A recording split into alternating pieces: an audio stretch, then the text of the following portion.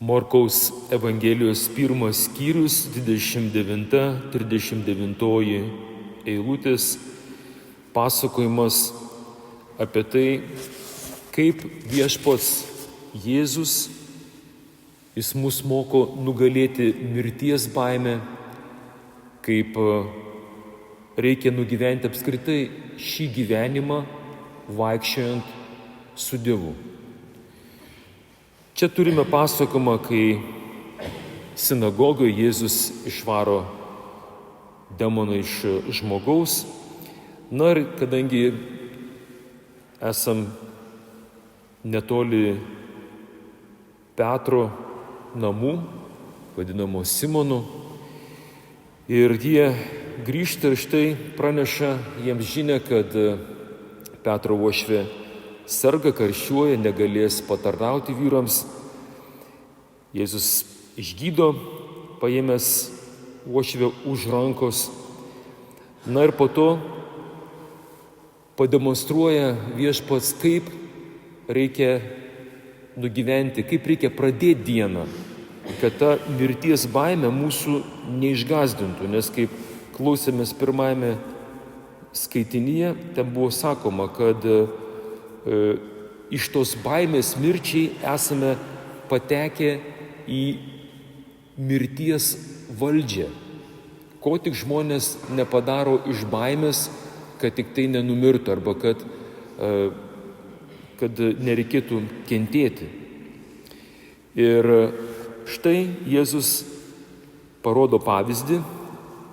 Jėzui patiko labiau rodyti pavyzdį, negu daug aiškinti. Ir žiūrėdami į Jėzų, mokiniai mokosi, kaip išsigelbėti iš tos mirties baimės. Taigi, pirmas punktas.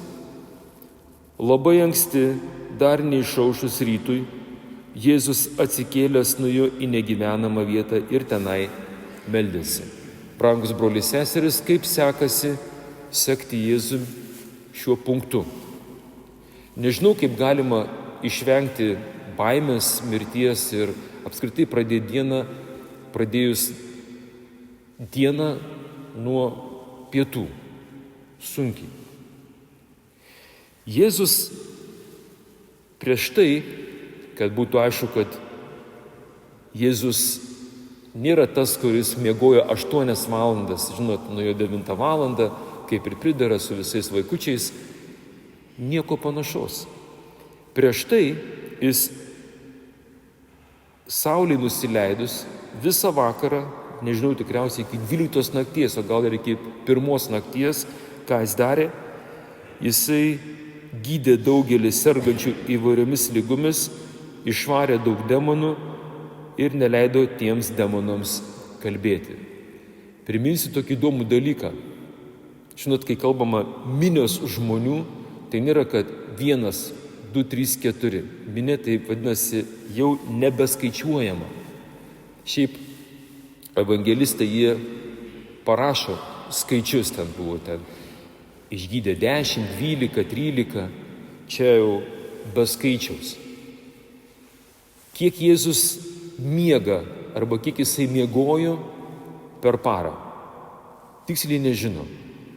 Bet žinom tai, kad jisai tikrai dar iki vėlumos dirbdavo ir labai anksti, dar neišaušus rytui, jis atsikelia ir eina į negyvenamą vietą kalbėtis su tėvu. Ką tai reiškia?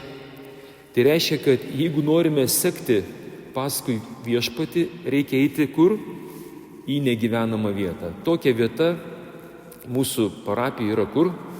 Koplyčiai. Jeigu norit pradėti dieną, jūs arba čia į bažnyčią galite ateiti, tai yra negyvenama vieta. Aš nesu matęs, kad ateinu į bažnyčią ir čia, pavyzdžiui, zakristijonas gyvena. Ten lova pasidėjęs, pagalvė, jis čia gyvena.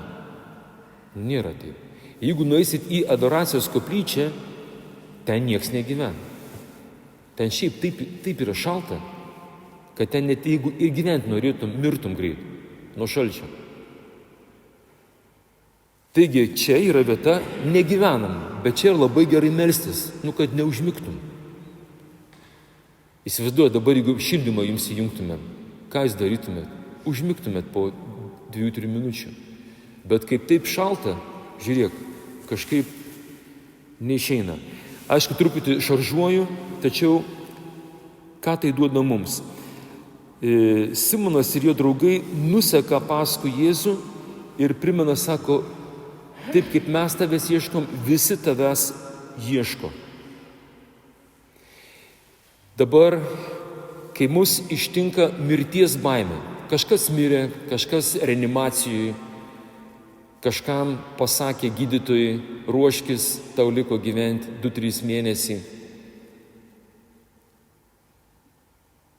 Atsakymas: eik pas tą, kuris ir yra tavo kelias, tiesa ir gyvenimas. Aš einu tikėjimu, kad suprasčiau.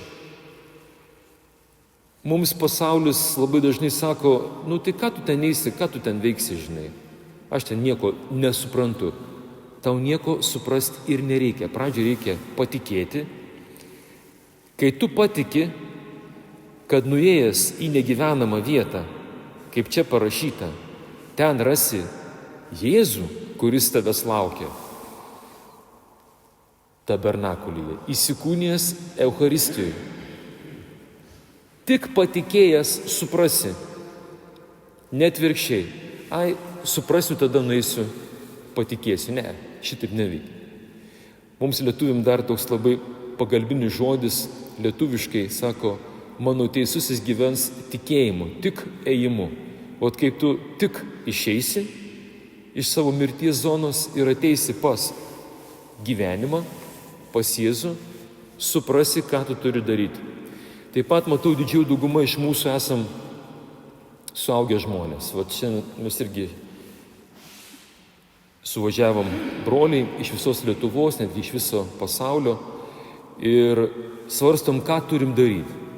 Atsakymas, pirmas dalykas, visi broliai turėtų nueiti pas Viešpatį į negyvenamą vietą, bent valandėlę, kaip sakė Jėzus savo apaštalams, bent valandėlę pabūkit prie manęs ir žinosit, ką turi toliau daryti. Ir žiūrėkite, kas atsitinka. Jie nueina, suranda Jėzų koplyčiai, negyvenamų vietoj, kalbantis su tėvu ir tada gauna užduotį. Žinokit, čia yra vyšnikė ant torto, kaip sako žmonės. Tada tau pasako Viešpats, ką jis toliau darys. Eikime kartu. Žinot, ką reiškia, kai tu bijai mirties, nueini pas gyvenimą ir gyvenimas einam dabar kartu, pakalbėsim su tą mirtim. Kaip jaučiatės? Aš tai kietai. Va tada ateina supratims, kad kaip gerai, kad nors ir nesupratau gyvenimo to tikėjimo, ką ten tie kunigai šnek, bet kad paklausiau mamos arba močiutės, nuėjau į tą bažnyčią, tą negyvenamą vietą, pabuvau valandėlę prie Jėzaus ir supratau. Išgirdau, Jėzus sako, dabar einam kartu. Ir sako, tie, kas su manim vaikšto, tie turi gyvenimą. Kaip sakė Jėzus, kas renka be manęs barsto, kas ieško gyvenimo be manęs, jo neras. Kas bandys išgyti be manęs, neišgys. Kas norės išspręsti problemas be manęs, netėjęs su manim, nepabuvęs negyvenamų vietoj bent valandėlės, tavo problemos neišsispręs. Ir tai yra geroji žinia. Amen, aleliuja.